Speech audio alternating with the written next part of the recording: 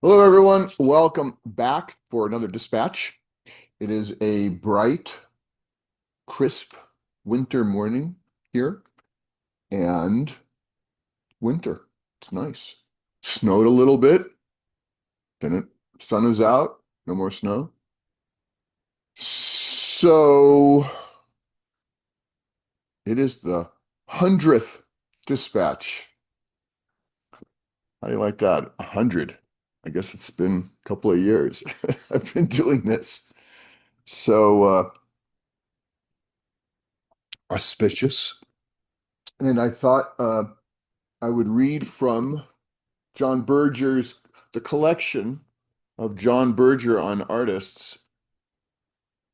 Thought I would read what Berger has to say about Rembrandt.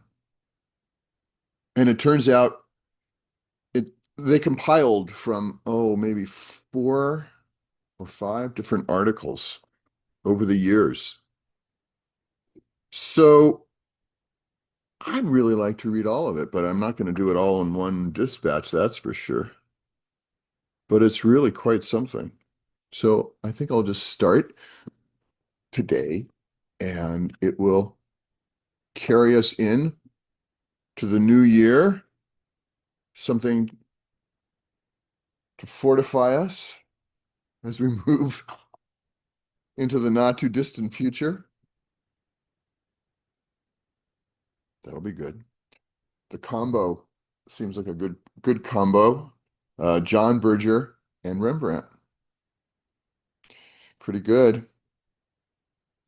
And which reminds me of some thoughts that I've been having that I wanted to say something about.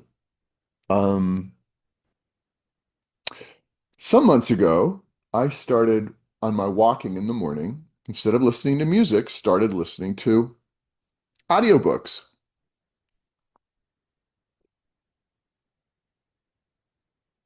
And, may sound a little funny, but I was listening through, I never finished the series of Harry Potter. And I thought, I should really listen to all these. And I just thought it was tremendous. I just thought, wow, this is great. And it felt relevant, the whole thing, darkness and light, the world in balance, all of that. But there was something in it about enchantment, about magic, of course, right?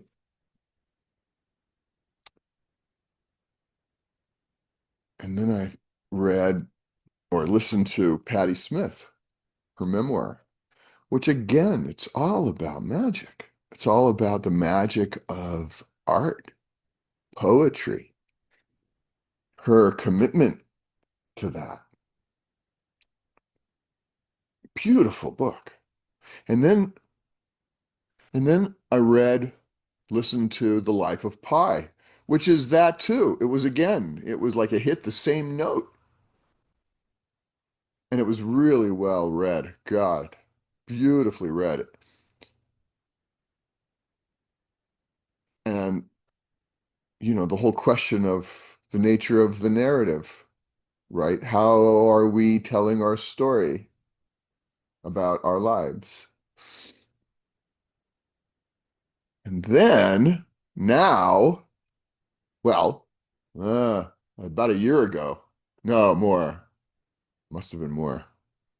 My younger daughter asked me to read, what is it? All the Bright Places? Is that the name of the book? Um, she had read it. It was very important to her, and she asked me to read it. And I did, and I thought it was great. And then the teenagers are keep quoting. There's a boy and a girl, and they keep quoting from The Waves by Virginia Woolf. I'd never read The Waves.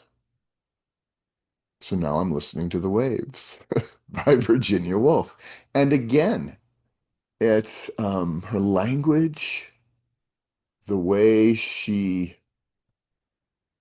experiences the world, the way she's describing the world, what it means to be alive.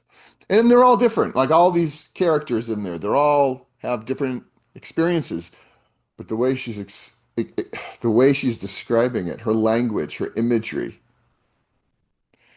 and I'm finding there's something it's like fortifying. It's like fortifying, strengthening, reminding in this, remembering in a way of putting together a an attention to our experience that's full. That's magic. That's, I mean, and this is what this is what I mean about painting. This is what I mean about why it's important to paint. And I'm not saying that just to you. I'm saying that to me. My gosh, it's living in this world, and it just seems like we're being yanked further and further in this direction that's just flattening being alive, flattening it. Oh my God, all of the online, digital, blah, blah, blah, blah, blah. And we have to interact. We have to make a living. We're, yes, function in this world. And there's something, that I find about painting that's so, for me, so necessary, so deeply necessary to maintain equilibrium, to maintain a sense of contact with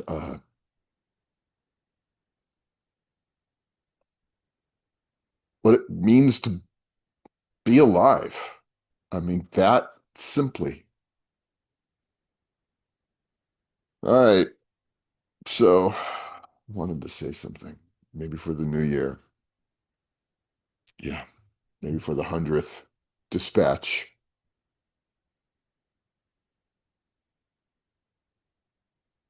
Maybe as a prelude to reading John Berger on Rembrandt. So, all right. I talked a lot. I'll read for a little bit and then I'll pick up next. I don't want to belabor it. Okay, Rembrandt, 1606 to 1669. Well, that's a while ago now, huh? All right. Just outside Amsterdam, there lives an old, well-known, and respected Dutch painter. He has worked hard throughout his life, but he has only produced, as far as the world knows, a few drawings and one large canvas, which is in the National Museum. I went to see his second major work, a triptych of the war. We spoke of war, old age, the vocation of the painter. He opened the door of his studio to let me go in first. The huge canvases were white. After years of work, he had that day calmly destroyed them. The second major work of his life was still unfinished. The point of the story is that it shows how persistently something very like Calvinism can still influence Dutch art even today. In itself, the Calvinist religion has discouraged art, and all important Dutch artists have had to fight against it. But it has influenced them nevertheless. It has often made them moralists and extremists. Their central fight, as with my friend, has been with their own consciences. Mr. Valentiner's most interesting essay on Rembrandt and Spinoza describes how these two men, whom he believes must surely have met, both had to fight the state church in their different ways. In the month that Rembrandt was declared bankrupt, Spinoza, then a student, was excommunicated for his views by the rabbis of his synagogue. Later, the Calvinist Church Council at The Hague issued a condemnation of Spinoza. 11 years before, Henrike Stoffels, Rembrandt's much-loved mistress, whom he could not marry on account of a clause in his wife Saskia's will, had been summoned to appear before the Amsterdam Council and confess that she lived with Rembrandt as a whore. That's a quote. The other thing that the philosopher and the painter, who were so different in temperament, had in common was their moral concern with ethical problems. For Spinoza, this concern was conscious and direct, even supplying the title for his principal work. For Rembrandt, it was partly conscious, in his choice of parables and Bible stories as subjects, but more important, it was intuitive. As soon as we drop the habit of looking at painting exclusively from the point of view of form, it becomes clear that Rembrandt was the first modern painter. He was the first artist to take the tragic isolation of the individual as his recurring theme, just as he was the first great artist to experience a comparable alienation from his own society. And it was this theme which presented him with his ethical problem, a problem which, to put it very simply, he solved by compassion. In an article as brief as this, one cannot prove in detail the connection between Calvinism, Spinoza's pantheism, and Rembrandt's charity. One can only point out that they all arose from the need to explain the new commercial competitive relations between men. Calvinism overrides the problems by claiming that God has already chosen certain souls to be damned. Spinoza strives to create a new unity of pure philosophical logic around nature. Rembrandt appeals, there but for the grace of God. Mr. David Lewis, in his essay on Mondrian, describes lucidly and appreciatively how this painter arrived at the doctrine behind his most severely abstract art. But he does not relate his art or his ideas to the Dutch tradition. This, I think, is a pity. Mondrian was a fervent moralist. He believed that his geometric abstractions heralded a modern order of society in which the tragic, the result of conflict with nature and of excessive individuality, would finally be made to disappear. The austerity of his later works, emphasized by the tenderness almost amounting to sentimentality of his earlier representational paintings, undoubtedly owed something to his Calvinist background, even though he rejected this. The completeness of his system of thought and his method of arguing is very closely related to Spinoza's. While his single-mindedness, however we assess its result in terms of art, recalls Rembrandt or Van Gogh. Nor is this only an academic interest today. As soon as one recognizes the discipline, logic, and ethical preoccupation that lie behind Mondrian's work, one realizes that his art, although called abstract, has absolutely nothing to do with the nihilism of the currently fashionable form of abstract painting.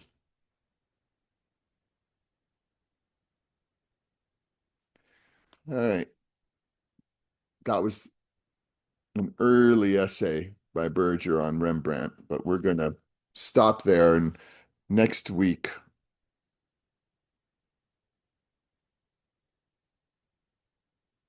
I'm going to read just the first paragraph. The essential character of oil painting has been obscured by an almost universal misreading of the relationship between its tradition and its masters. Certain exceptional artists in exceptional circumstances broke free of the norms of the tradition and produced work that was diametrically opposed to its values. Yet these artists are acclaimed as the tradition's supreme representatives, a claim which is made easier by the fact that after their death, the tradition closed around their work, incorporating minor technical innovations and continuing as though nothing of principle had been disturbed. This is why Rembrandt, or Vermeer, or Poussin, or Chardin, or Goya, or Turner had no followers, but only superficial imitators. All right, I'm going to come back to that. All right, that was a little dry, I think, that first one. But to be continued, more Berger on Rembrandt. As he got older, John Berger, his writing expanded, softened. All right. Happy New Year, everybody. Keep making stuff. Hang in there. Okay. Bye.